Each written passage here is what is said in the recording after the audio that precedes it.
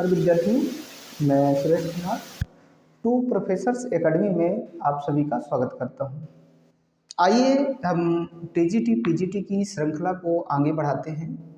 आज हमारा जो यह श्रृंखला का कौन सा भाग है? चौथा। तो चौथे भाग में हम अध्ययन करेंगे आचार्य रामचंद्र शुक्ल जी के हिंदी साहित्य के इतिहास के प्रमुख तथ्य, उनका काल विभाजन। क्योंकि कल जो हमने बात की थी आपसे हिंदी साहित्य के इतिहास लेखन में जिन साहित्यकारों ने योगदान दिया उनकी चर्चा कर रहे थे, जिसमें से सबसे पहले हमने गासा दत्तासी, इसके बाद शिव सिंह सेंगर जी के बाद हम आगे जॉर्ज ग्रियर्सन जी को पढ़ा था। जॉर्ज ग्रियर्सन जी के बाद मिश्र बंधुओं को पढ़ा, और मिश्र बंधुओं के बाद की जो पुस्तक आती है 1929 में, वो आचार्य रामचंद्र शुक्ल जी की है।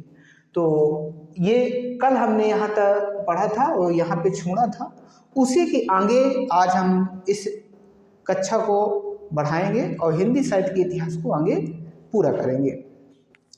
तो आइए देखते हैं।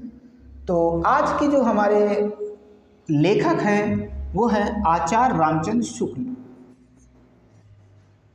आचार्य रामचंद्र शुक्ल, रामचंद्र शुक्ल।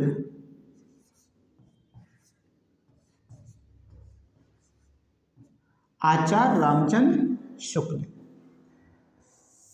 तो आचार्य रामचंद्र शुक्ल जी के हिंदी साहित्य के इतिहास का अध्ययन हम आज करेंगे, और हम टीजीटी पीजीटी में जो प्रश्न आते हैं उन्हीं के आधार पर, तथ्यों के आधार पे बात करेंगे।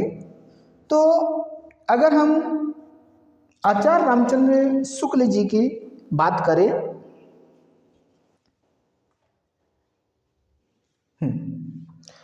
तो आज तक का जो सबसे प्रमाणित हिंदी साहित्य का इतिहास माना जाता है वह शुक्ल जी का माना जाता है। तो शुक्ल जी का जो ग्रंथ है वह हिंदी साहित्य का इतिहास, सबको पता है। तो इनकी जो रचना महत्वपूर्ण इतिहास ग्रंथ है, तो रचना की बात करें तो उसका नाम ही हिंदी साहित्य का इतिहास है। हिंदी साहित्य, हिंदी साहित्य का इतिहास,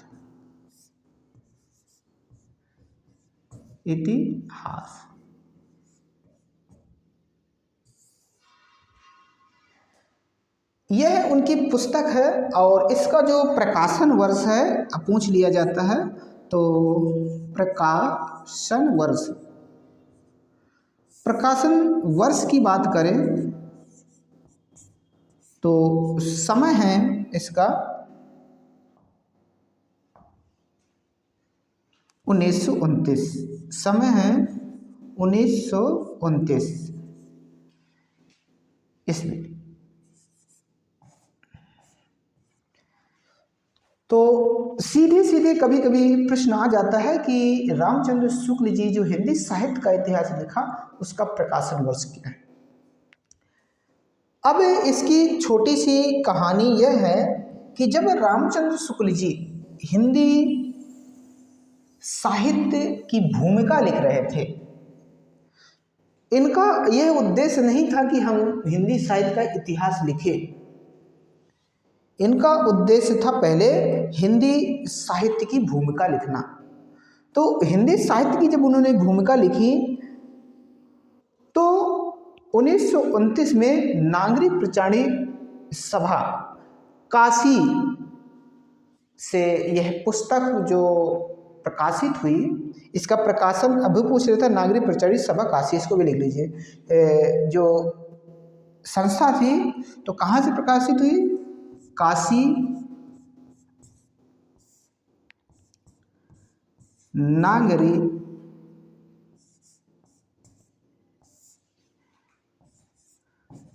प्रचारिणी सभा, सभा काशी।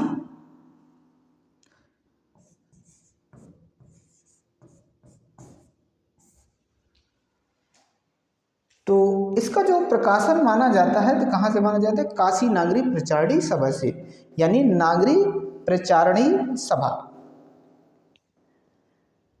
तो अब आपके पास प्रश्न आता है कि आचार्य रामचंद्र शुक्ल ने कौन सा इतिहास ग्रंथ लिखा? वो हिंदी साहित्य का इतिहास। और प्रकाशन वर्ष क्या है? 1929। कहाँ से प्रकाशित हुई? नागरी प्रचारणी सभा, यानी काशी के माध्यम से। अब बात यह आती है, क्या आचार्य रामचंद्र शुक्ल जी ने जब ये पुस्तक लिखी थी तो इन्होंने सबसे पहले 1929 ईस्वी में नागरी प्रचारणी सभा जो इन्होंने प्रकाशित किया था यहाँ से, वो हिंदी शब्द सागर की भूमिका के रूप में लिखा था। तो यह क्या लिखी गई थी पुस्तक? हिंदी शब्द सागर की भूमिका। इसको यहाँ पे देखिए, सबसे पहले हिंदी शब्द सागर, शब्द सागर की भूमिका।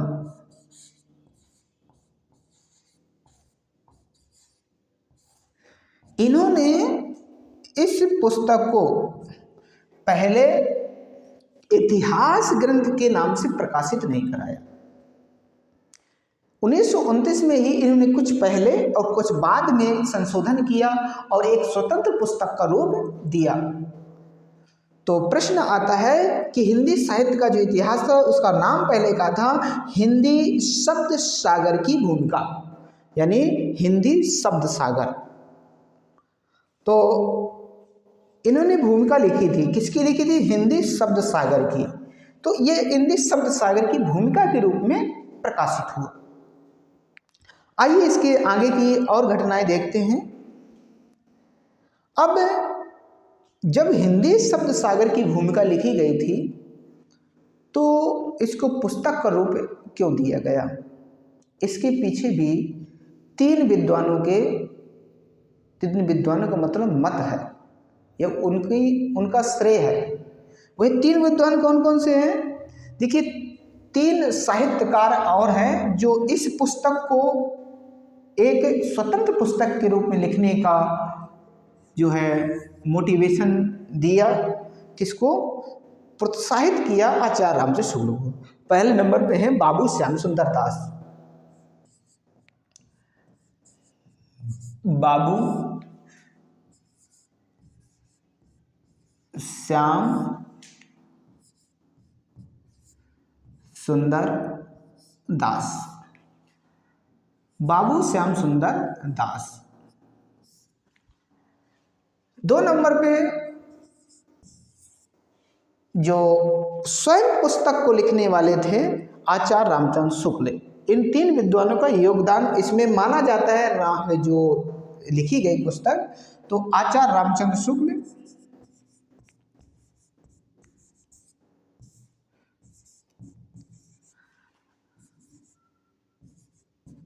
रामचंद्र शुक्ल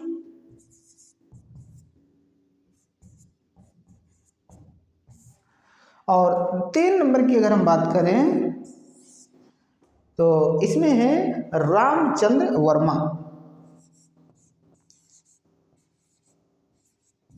चंद्र वर्मा।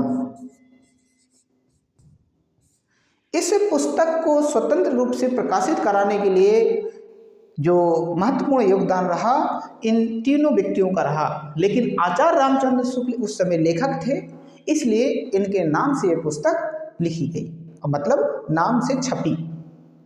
उस समय ये तीनों साहित्यकार उस समय उपलब्ध थे और इस पर बात होती थी, चर्चा होती थी। तो ये एक महत्वपूर्ण तथ्य है, कभी कभी प्रश्न में आ सकता है, जो अभी तक प्रश्न नहीं आया वो आ सकता है।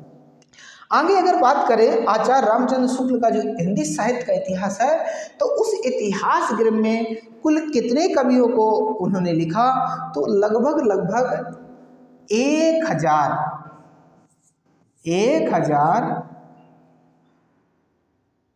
रचनाकारों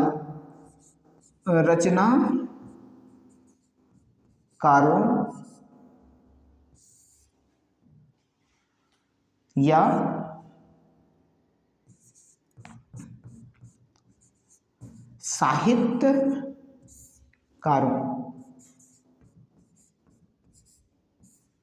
साहित्यकारों का जीवन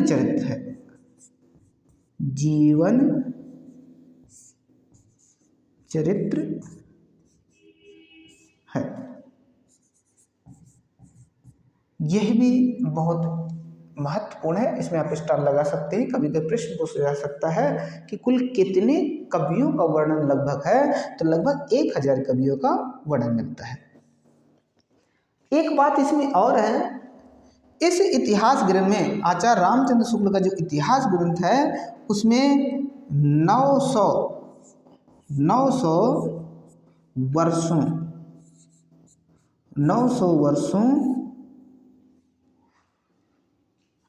वर्षों के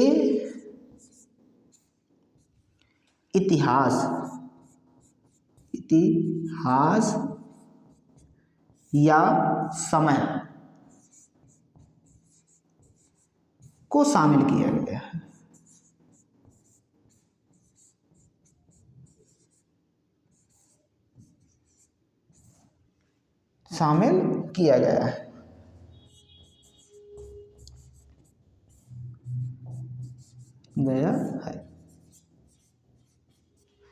मतलब 900 वर्षों के इतिहास, मतलब पूरे रचनाकारों या इतने समय की बात, 900 वर्षों की बात कही गई है, इसमें इसके अंदर लिखी गई है 900 वर्षों। अब 900 वर्षों में क्या 1000 ही कवि या रचनाकार रहे होंगे? नहीं, बहुत रहे होंगे।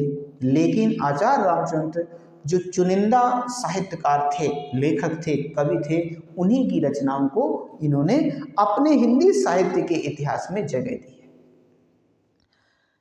आइए और आगे बात करते हैं, इनके काल विभाजन की ओर चलते हैं, जहाँ से प्रश्न आता है।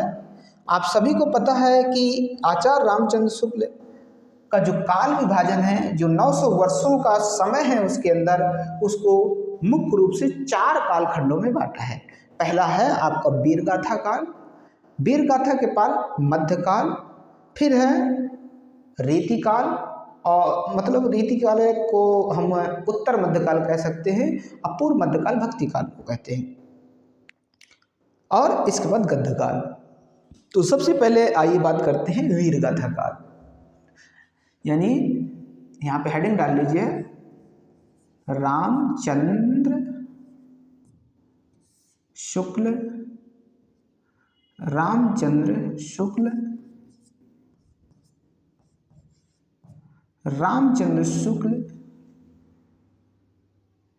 जी का काल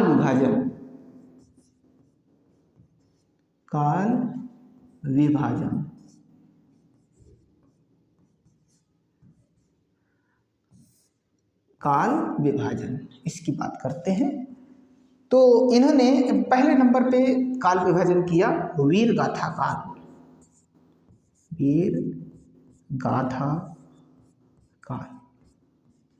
ये जो वीरगाथा काल नाम देते हैं वो किसको देते हैं?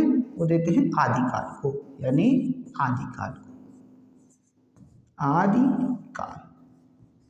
आदिकाल को नाम देते हैं वीरगाथा काल। इसका जो समय देते हैं वो समय देते हैं इसका 1050 विक्रमी संवत से 1375 विक्रमी संवत, यानी ये जो समय देते हैं, थोड़ी सी हम इधर को खिसकाए ले रहे हैं क्योंकि उधर जगह नहीं मिल पा रही।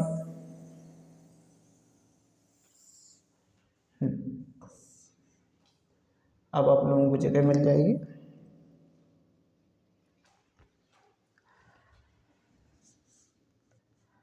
यानी 1050 विक्रमी संवत से 1375 विक्रमी संवत, ये वीर गाथा का काल, जो वीर गाथा काल है उनका ये समय रखा उन्होंने। इसके बाद अगर हम दूसरे काल की बात करें, ये पहला काल और दूसरा ये लिखते हैं पूर्व मध्यकाल। पूर्व मध्यकाल, अगर पूर्व मध्यकाल की बात करें तो इसे कहते हैं भक्ति काल। भक्ति काल,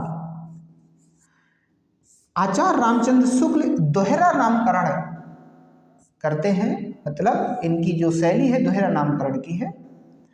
इसका समय देते हैं 1375 विक्रमी संवत से, विक्रमी संवत से 1700 विक्रमी संवत, 1700 विक्रमी संवत, विक्रमी संवत। इसके बाद तीसरा उनका काल विभाजन है उत्तर मध्यकाल। उत्तर मध्यकाल, उत्तर मध्यकाल, उत्तर मध्यकाल को ये रीतिकाल कहते हैं। रीतिकाल, रीतिकाल का समय दिया है 1700 विक्रमी संवत से, विक्रमी संवत से 1900 विक्रमी संवत, 1900 विक्रमी संवत, 1900 विक्रमी संवत। इनका चौथा जो काल विभाजन है, चौथी की अगर बात करें उसे कहते हैं ये गद्य काल।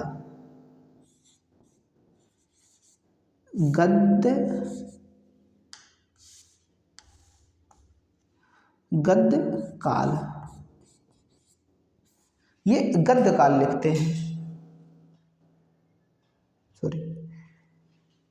तो इनका जो गद्य काल का समय माना जाता है वो 1900 से 1984 ईस्वी तक का समय लिया जाता है। लेकिन रामचंद्र शुक्ल लिखते हैं तो क्या समय उन्होंने लिखा कि 1900, क्योंकि 19 तक की बात थी, 1900 विक्रमी संवत,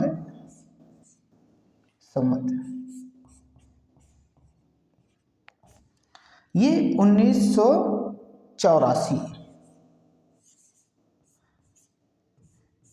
विक्रमी संवत, ये इनका गद्य काल। अब देखिए प्रश्न यहाँ पर आपसे कई प्रकार के पूछे जा सकते हैं कि आचार्य रामचंद्र शुक्ल हिंदी साहित्य के आदिकाल का नाम क्या रखा, तो वीरगाथा काल। पूर्व मध्यकाल को क्या कहते हैं, भक्ति काल। उत्तर मध्यकाल को क्या कहते हैं, रीतिकाल। और आधुनिक काल को क्या कहते हैं, गद्य काल। मतलब ये जो काल है ये कौन सा है, आधुनिक काल है, गद्य काल कहा उन्होंने। अगर हम समय की बात करें, अगर आप इसको ईस्वी में लिखना चाहते हैं तो मैं यहाँ पे ईस्वी में भी लिख दे। तो अगर ये विक्रमी संवत है, ईस्वी की बात करें तो 993 ईस्वी यहाँ पर हो जाएगा। अब यहाँ पर अगर बात करें तो ये हो जाएगा 1318 ईस्वी। अगर ईस्वी में आए तो आप इसमें 57 घटा दीजिए तो आपको मिल जाएगा समय। अगर हम इसकी बात करें तो 1375, तो यहाँ हो जाएगा 1318। एक मिनट, थोड़ी से हम पतला किए ले रहे हैं जिससे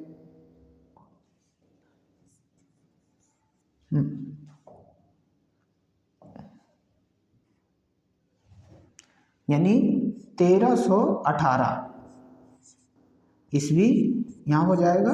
1318 ईस्वी से, तो जो 1700 तक की बात है, तो अब 57 घटाएंगे तो यहाँ हो जाएगा 1643 ईस्वी, ये समय निकल आएगा। इसके बाद यहाँ होगा तो यहाँ 1643, तो ये बात किसकी आएगी, 1643 की। 1643 जो 1600, एक मिनट,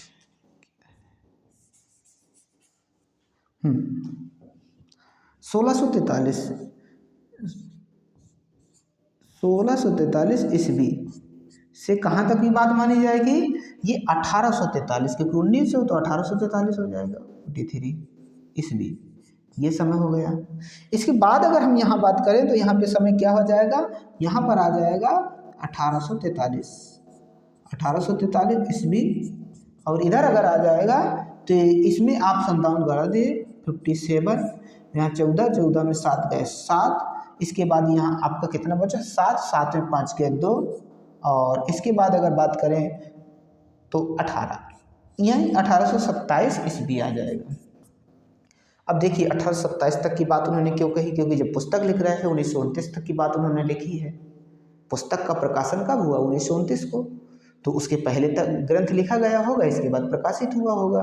तो उन्होंने कहाँ तक की बात कही, यानी 14 में 7 गए 7, यहाँ पे आपका 7 में 5 गए 2, और इधर 18, यानी सॉरी 18 नहीं 19, यहाँ पे ये थोड़ी गलत हो गए, 19 सॉरी, क्योंकि 1929 में प्रकाशित हुई तो 1827 तक की, 1929 तक की बात आएगी। 1929 में प्रकाशित हुई अगर रचना, तो ये बात कहाँ आ जाएगी, 1927, अब सही है, यहाँ पे गलत हो गया ना, 1927 ईस्वी तक की बात कही जा रही है।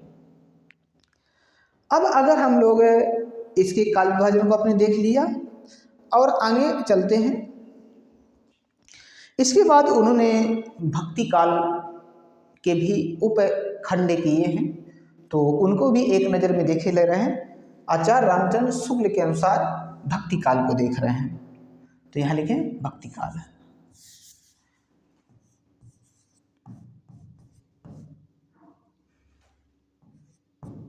भक्ति काल, अगर हम भक्ति काल की बात करें तो इसको बीच में ले चलते हैं ऊपर, जिससे कि हम एक सारणी बना सकें। भक्ति काल, आइए भक्ति काल की 2 शाखाएं ये बनाते हैं। पहली शाखा रखते हैं ये निर्गुण काव्य धारा, और इसके बाद दूसरी है सगुण काव्य धारा। तो सबसे पहले आप लिख लीजिए निर्गुण काव्य धारा, निर्गुण काव्य धारा,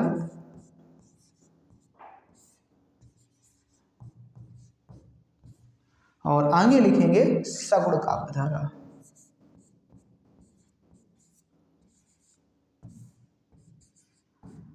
काव्य धारा,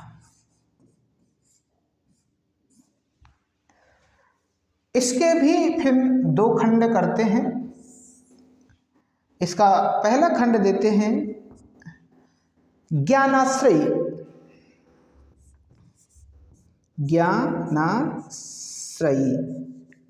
ज्ञानाश्रयी काव्य धारा,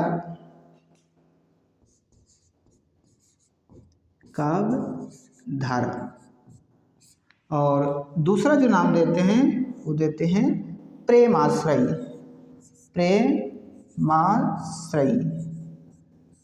प्रेमाश्रयी काव्य धारा, ये। तो इसी प्रकार सगुण काव्य धारा भी 2 भागों में बांटते हैं। एक देते हैं राम भक्ति शाखा, राम भक्ति धारा, राम भक्ति शाखा, और अगली बोलते हैं कृष्ण भक्ति शाखा, कृष्ण भक्ति शाखा।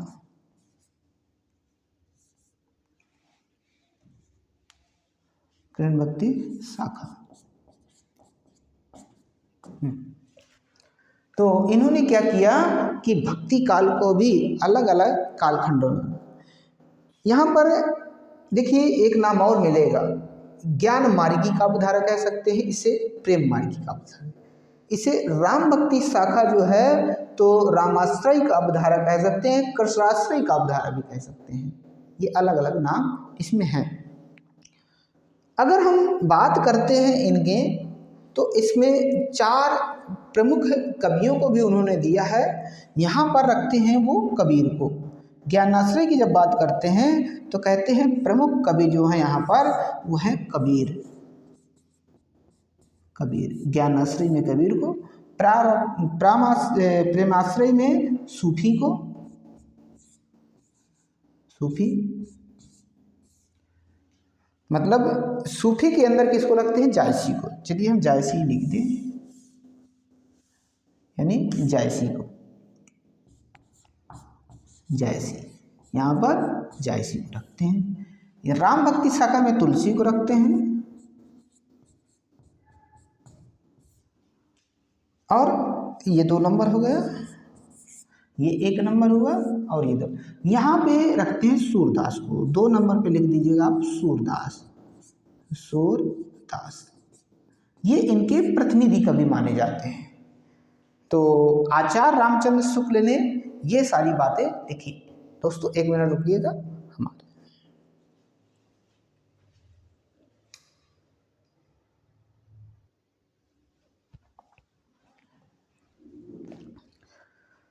धन्यवाद दोस्तों समय देने के लिए। तो हम लोग चर्चा कर रहे थे आचार्य रामचंद्र शुक्ल की।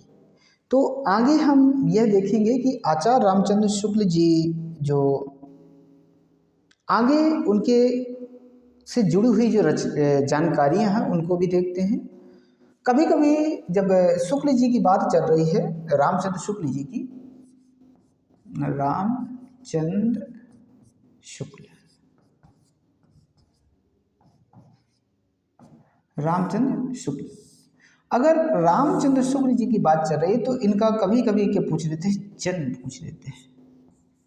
जन्म भी पूछते हैं और मृत्यु भी पूछते हैं, जन्म और मृत्यु। और कुछ प्रमुख रचनाएं, ये 3 चीज़ें आप लोगों को और कंप्लीट करना है। तो इनका जो जन्म हुआ था वो 1884 ईस्वी में हुआ था, यानी 1884 ईस्वी में जन्म हुआ था। 11 अक्टूबर इनका जन्म, 11 अक्टूबर 1884 ईस्वी। इनकी मृत्यु 1941, यानी अगर डेट भी आपको लिखनी है तो डेट आप लिख सकते हैं 2 फरवरी 1941, 2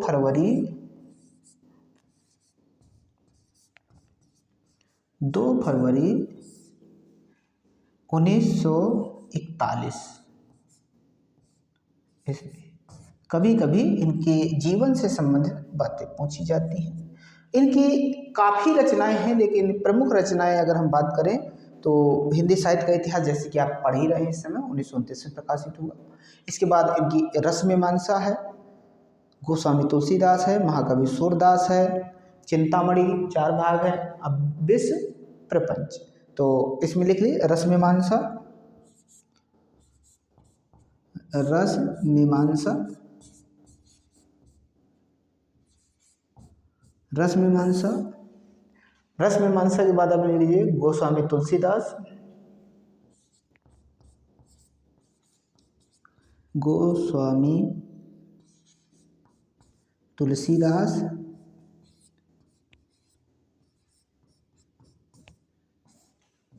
दास,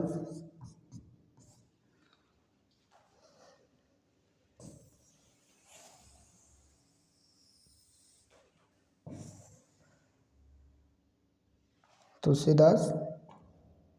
अगली रचना अगर आप देखें तो इनकी रचना है चिंतामणि, विश्व प्रपंच। तो चिंतामणि भी लिख लीजिए, चिंतामणि। अगर चिंतामणि की हम बात करें तो बहुत महत्वपूर्ण रचना है इनकी चिंतामणि।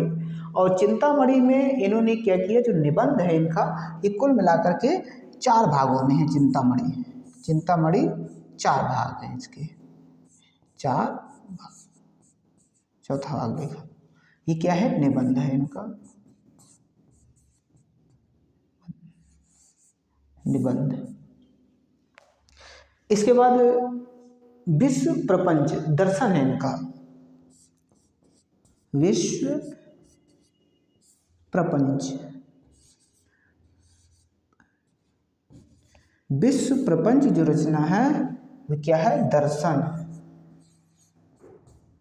पूछ सकते हैं टीजीटी में इस समय कि विश्व प्रपंच रचना किसकी है, या तो पूछ सकते हैं विधा क्या है, यानी दर्शन विधा के अंदर आती है। तो इसको भी आप ध्यान रखेंगे। और इन्होंने संपादन जो किया है, इनका एक काव्य संग्रह है मधु स्रोत। अगर काव्य संग्रह की हम बात करें, आइए आगे लिख लेते हैं, काव्य संग्रह,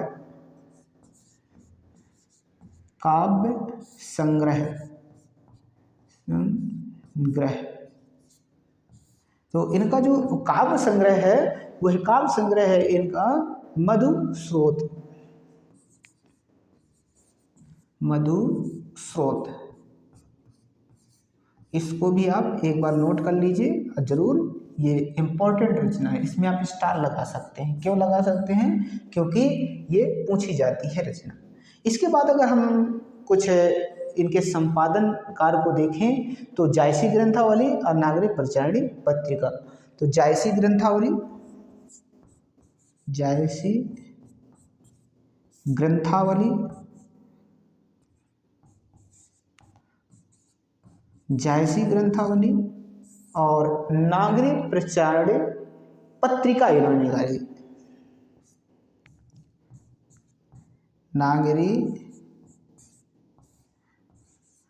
प्रचारणी पत्रिका। ये इनके संपादन कार्य हैं। ये क्या है, संपादन जो किया इन्होंने जिसका,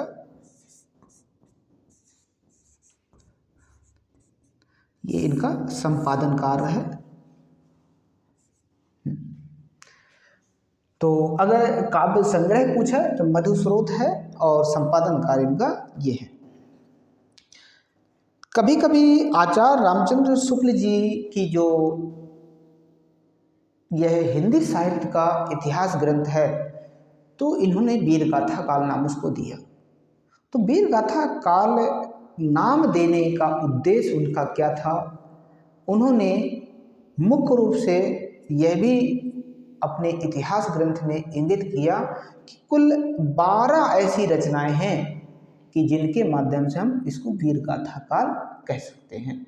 तो आइए उन 12 रचनाओं को देख लेते हैं, क्योंकि क्या पता कि इस बार टीजीटी पीजीटी ये असिस्टेंट प्रोफेसर या आपका नेट जेआरएफ में शायद प्रश्न यहाँ से आए।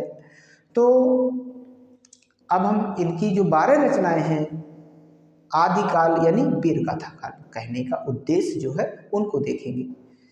देखिए, अगर आप लोगों को ये वीडियो अच्छा लग रहा हो और आपके लिए कुछ हितकर हो तो चैनल को एक बार जरूर जो है आप सब्सक्राइब करिए और लाइक करिए, दोस्तों के पास भी शेयर करिए, जिससे कि हमारा यह हिंदी परिवार बढ़ेगा, वैसे ही हमें भी मोटिवेशन मिलेगा और हम आपको आगे अच्छा से अच्छा कंटेंट देते रहेंगे। तो आइए आगे चलते हैं। वीर गाथा नाम के पीछे किन रचनाओं का योगदान है, तो अब लिखिए, यहाँ पे एक हेडिंग डाल लीजिए आप, वीर गाथा काल, वीर गाथा काल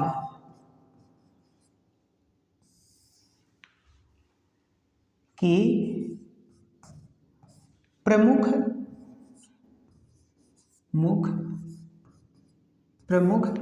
रचनाएं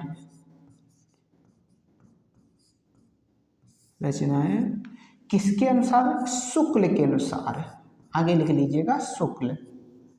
अब आप इतने में तो समझ जाएंगे, आचार्य रामचंद्र शुक्ल की बात होती है। किसके अनुसार हम बात करनी चाहते हैं? आचार्य रामचंद्र शुक्ल जी के। आइए इसे और थोड़ी ऊपर कहीं दे रहे हैं।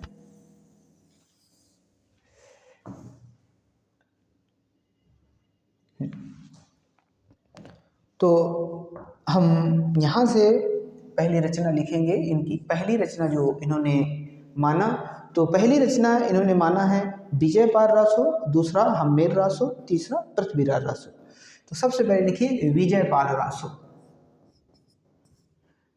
विजयपाल रासो, विजयपाल रासो। 2 नंबर पे है इनकी रचना हम्मेल रासो। हम्मेल रासो, हम्मेल रासो। इसके बाद 3 नंबर पे, ये 2 नंबर हो गया, 3 नंबर पे पृथ्वीराज रासो। पृथ्वीराज रासो, पृथ्वीराज रासो। चौथा नंबर, इनकी जो चौथी रचना इन्होंने मानी परमार रासो, बीसलदेव रासो। परमार रासो,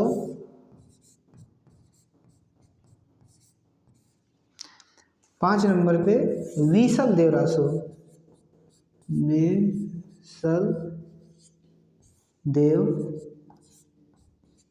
रासो।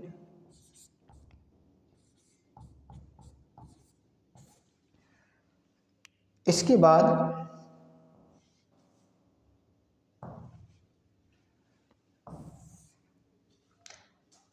जो 5वें नंबर के बाद 6वें नंबर की जो इन्होंने रचना मानी है, वह मानी है खुमान रासो।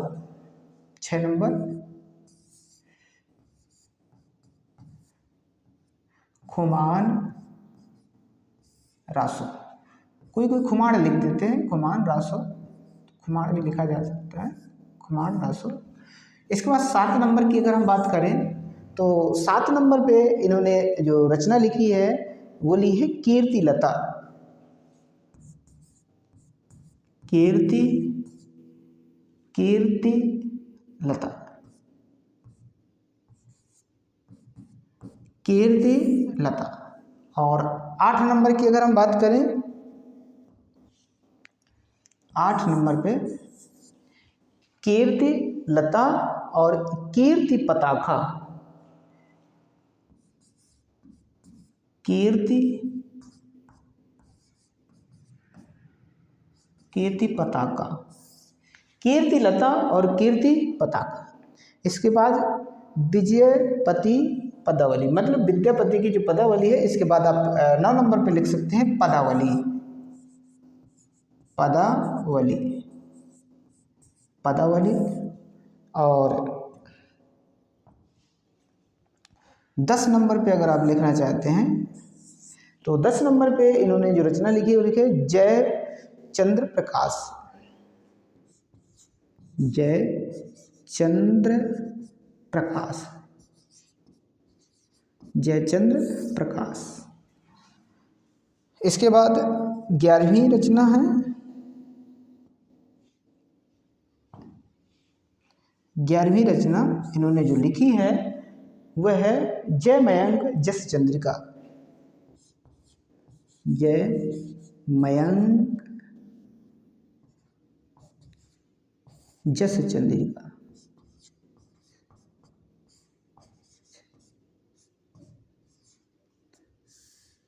चंद्रिका,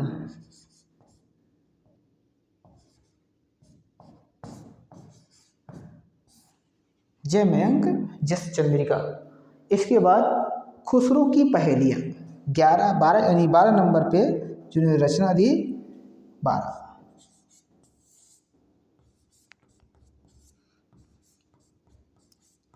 खुसरो की पहेलियाँ। खुसरो की पहेलियाँ। तो कभी कभी प्रश्न पूछ लिया जाता है कि जो रामचंद्र शुक्ल जी ने ये वीर गाथा काल नाम दिया, इनका नाम देने का उद्देश्य क्या था। वो कहते हैं कि इनके लिए मेरे पास यह 12 पुस्तकें हैं जो इसको सिद्ध करती हैं कि यह जो युग था वो वीर गाथा युग है, यानी वीरों के वर्णन से भरी हुई पुस्तकें ये उपलब्ध हैं, जिसमें से उन्होंने कहा विजय पाल रासो, हमीर रासो, पृथ्वीराज रासो, परमार रासो, बीसल देव रासो, खुमार रासो, कीर्तिलता, कीर्ति पताखा, पदावली, जय चंद्र प्रकाश, जय मयंक, जस चंद्रिका, खुसरो की पहेलियाँ, ये 12 पुस्तकों के आधार पर वो वीर गाथा काल कहते हैं आदिकाल को। तो ये रामचंद्र शुक्ल जी की बात थी, उनके इतिहास से जुड़ी हुई बातें थी। हम अगला जो इतिहास ग्रंथ लेकर आएंगे, जिसके बारे में चर्चा करेंगे, वो अगले हमारे जो इतिहासकार हैं वो होंगे आचार्य हजारी प्रसाद द्विवेदी।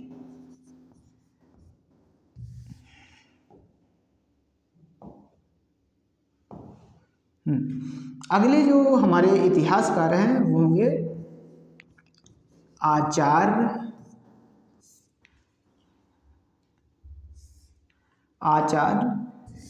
बोर्ड ही काम नहीं कर रहा।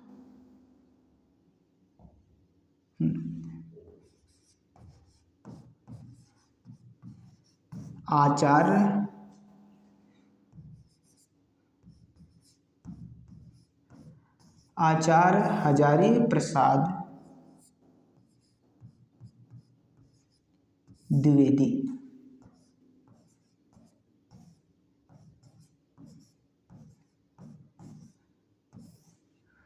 अब आचार्य हजारी प्रसाद द्विवेदी जी के ग्रंथ को लेकर आएंगे, क्योंकि आचार्य हजारी प्रसाद द्विवेदी ही एक ऐसे इतिहासकार हुए हैं जो रामचंद्र शुक्ल के तथ्यों को काटते हुए उनके समाधान की जो गुंजाइश थी और उनको संशोधित करते हुए विचारों को प्रस्तुत किया। क्योंकि रामचंद्र शुक्ल का जो हिंदी साहित्य का इतिहास है वह सभी इतिहास ग्रंथों में भारी पड़ता है, लेकिन यहाँ पर हजारी प्रसाद द्विवेदी जी इनकी आलोचना करते हुए, उनकी कमियों को दूर करते हुए अपने सुझावों को रखते हैं। तो इनके इतिहास ग्रंथ को हम देखेंगे, जबकि इनके 3 इतिहास ग्रंथ हैं।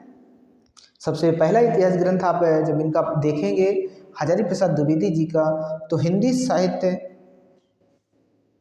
साहित्य की भूमिका 1940, हिंदी साहित्य का उद्भव और विकास 1952, और एक और इसमें देखें हिंदी साहित्य का आदिकाल 1952 में आया। इन तीनों ग्रंथों की चर्चा होगी अगले सेशन में। तब तक के लिए आप लोग इसको नोट कर लीजिए, इसे कंठस्थ कर लीजिए, अगले के लिए तैयार रहिए। अगर आप लोगों को कोई क्वेश्चन हो, आप लोगों का आपको ना समझ में आ रहा हो, आपको क्लास धीमी लग रही हो, आपको ये लग रहा है कि सर बहुत धीमे धीमे पढ़ा रहा है, क्योंकि तेज पढ़ाने से कोई फायदा नहीं। हम पूरी पुस्तक को पढ़ के निकल जाएंगे, पूरा इतिहास पढ़ जाएं, अगर हमें एक भी याद ना हो तो बेकार है। हमें 1 घंटे में अगर कुछ ही तथ्य याद हो गए और वो हमारी परीक्षा में आ गए, वो अगर हल हो जाते हैं तो वही हमारे लिए अच्छा है। तो आशा करता हूँ कि आप लोगों को वीडियो अच्छा लगा होगा और चैनल को एक बार सब्सक्राइब जरूर आप करेंगे। धन्यवाद।